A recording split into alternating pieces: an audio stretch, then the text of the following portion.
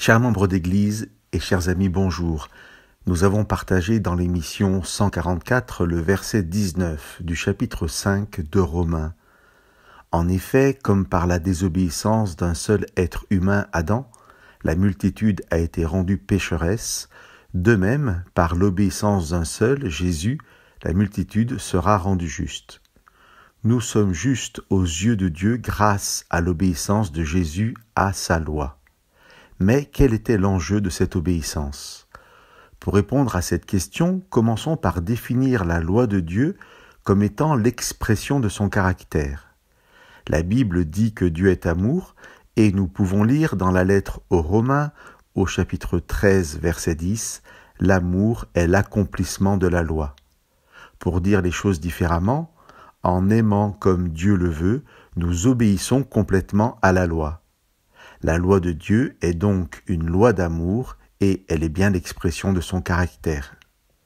Pourtant, si nous revenons au tout début de l'histoire de l'homme, au chapitre 3 du livre de la Genèse, nous y rencontrons Satan parlant avec Adam et Ève et insinuant que Dieu est un menteur. À Ève, qui lui rappelle la loi d'amour de Dieu et la mort comme conséquence de sa désobéissance, Satan répond « Pas du tout, vous ne mourrez pas ». Adam et Ève vont donc choisir d'écouter Satan, de remettre en cause leur confiance en Dieu, dans sa parole, dans son amour, dans sa loi. Là est le péché. Et puisqu'Adam et Ève ont désobéi, Satan peut donc accuser Dieu d'avoir donné une loi trop dure pour l'homme, une loi qui n'est pas une loi d'amour, une loi qui ne mène pas à la vie. C'est là que nous comprenons mieux l'enjeu du chapitre 5 de Romains, des versets 12 à 21. Bien que l'expression ne s'y trouve pas, c'est à partir de cette lecture que Jésus sera présenté comme le second Adam ou le nouvel Adam.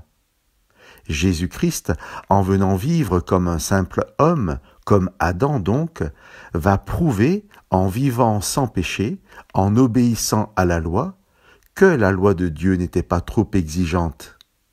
À cause d'Adam, nous sommes victimes de sa désobéissance et du péché sur la terre. Mais grâce à Jésus, le second Adam, nous sommes au bénéfice de son obéissance et de sa vie éternelle.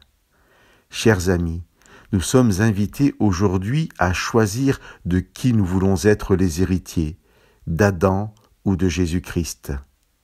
La Bible nous invite à nous laisser adopter par Dieu pour que Jésus soit notre frère et que nous puissions, par sa puissance et son esprit, hériter dans nos cœurs de sa loi d'amour et de vie. Que Dieu vous bénisse.